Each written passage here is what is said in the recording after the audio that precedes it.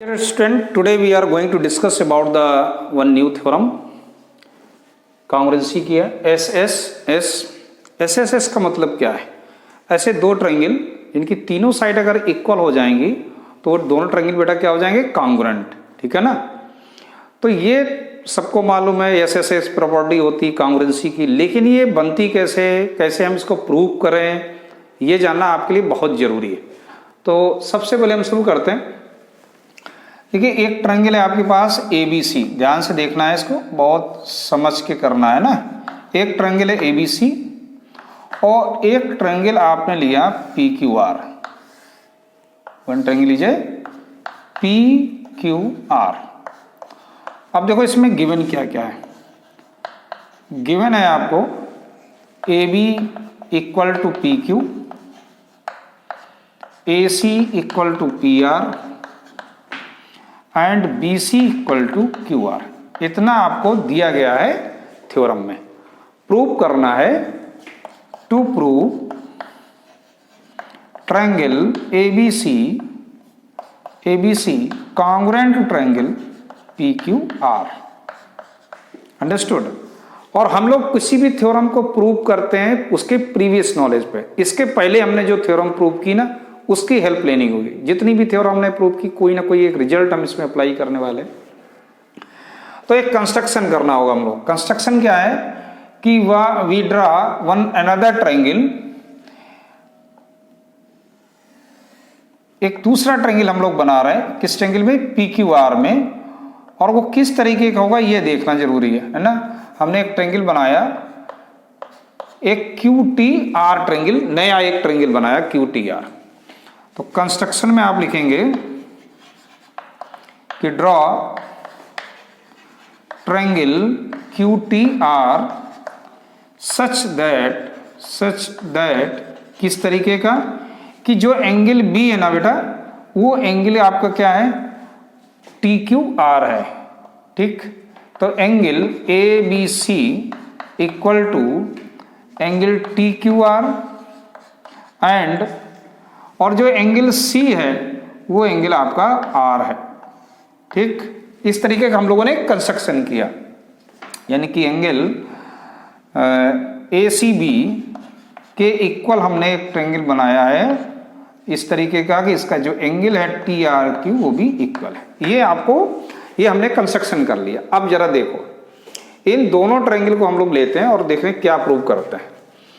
So in triangle ABC and triangle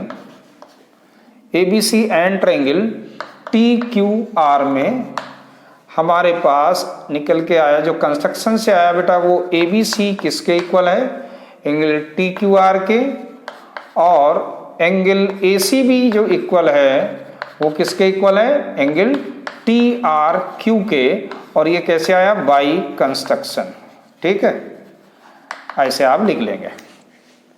and BC equal to QR already given है आपके theorem में, given था कि साइड इक्वल है। So we can say that triangle ABC congruent to triangle TQR। अब ये दोनों क्या हो गए? कांग्रुएंट हो गए।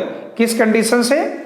ASA प्रॉपर्टी से। देखो ना, एंगल साइड एंगल, ये दोनों तो आप पहले से इक्वल हैं। अब अगर ये इक्वल है तो मुझे एक रिजल्ट और मिल गया, वो मिल गया कि एंगल BAC इक्वल हो गया एंगल QTR के बाई CPCT, है ना। एक चीज ये इक्वल हो गई और दूसरा मुझको एक चीज और मिल गई बेटा। क्या? कि देखो जो ये AB था ना वो किसके इक्वल हो गया, है ना? AB इक्वल टू QT हो गया। क्यों?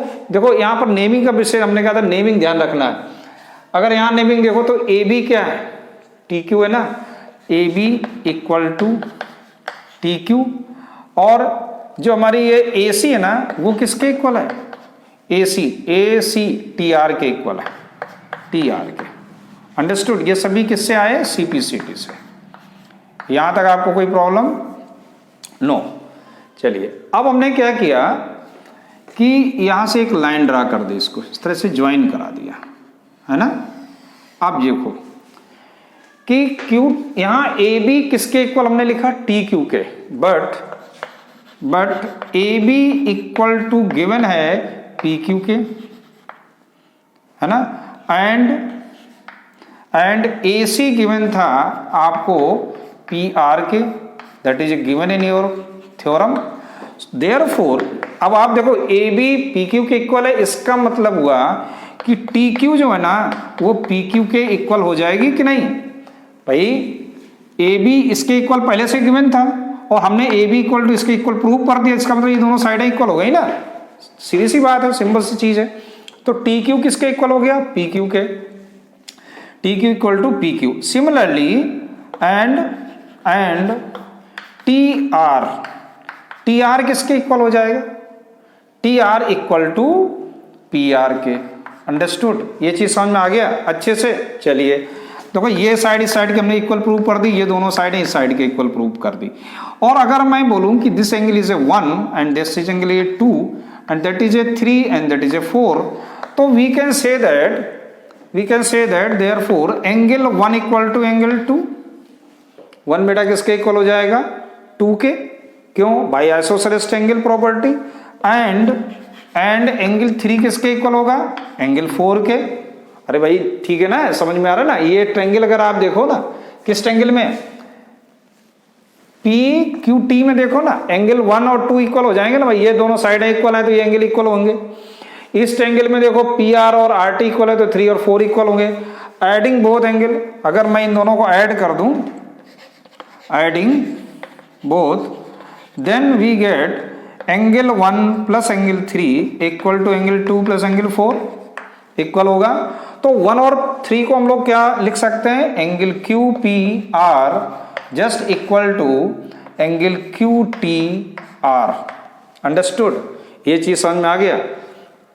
चलिए ठीक, तो यहां तक आपका मामला निपट गया सही।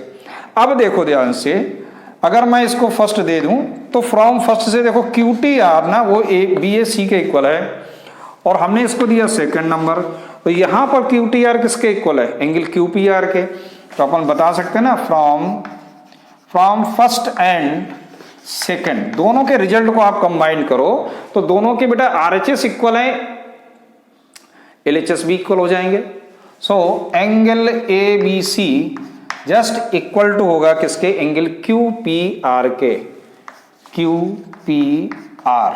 देखो ये एंगल इक्वल हो गया इस पूरे एंगल के, इस एंगल के, ये एंगल इक्वल हो गया ना, है ना। सो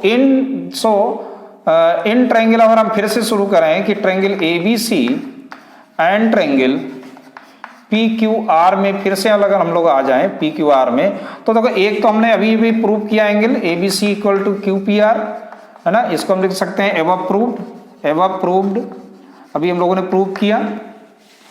और ए बी किसके इक्वल था, पी क्यू के, ध्यान से देखो ए बी किसके इक्वल था, पी क्यू के, भाई गिवन है देखो A B equal to P Q. और ए सी किसके इक्वल था, पी आर के।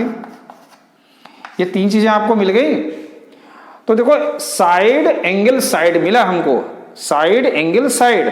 सो therefore triangle A B C congruent to triangle P Q R by S A, S से हम लोगों ने प्रूव कर दिया। तो कह सकते हैं ना कि अगर आपको किसी भी ट्रायंगल, दो ट्रायंगल में साइड अगर इक्वल गिवन है तो ट्रायंगल क्या होगा, कॉन्ग्रुएंट होगा। आ गया समझ में, hence proved. Understood all of you? Okay, thank you.